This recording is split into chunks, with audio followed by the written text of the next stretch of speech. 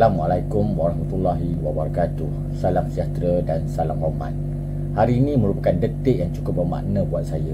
Setelah sekian lama bersama-sama tuan-tuan dan puan-puan, para guru, staf, ibu bapa serta anak-anak murid yang saya kasihi, tibalah masa untuk saya mengundur diri dan menyerahkan amanah ini kepada pemimpin baru. Sepanjang saya berada di sekolah ini, terlalu banyak kenangan yang telah kita bina. Kita telah lalui saat-saat sukar, saat-saat gembira dan pelbagai cabaran yang mengajar erti kesabaran serta kekuatan. Apapun, kejayaan sekolah ini bukanlah milik saya seorang, tetapi hasil usaha seluruh warga sekolah yang sentiasa bersatu hati.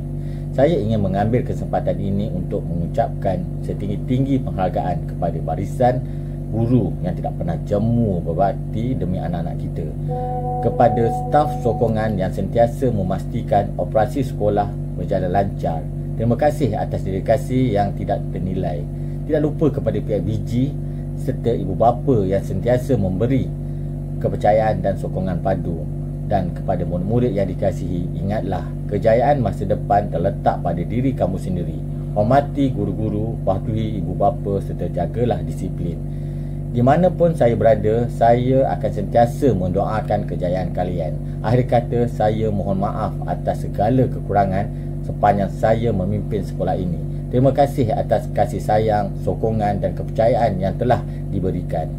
Semoga sekolah ini terus maju lebih cemerlang di bawah kepimpinan baharu. Akhir kata, saya sudahi. Wabillahi taufiq wal hidayah. Wassalamualaikum warahmatullahi wabarakatuh.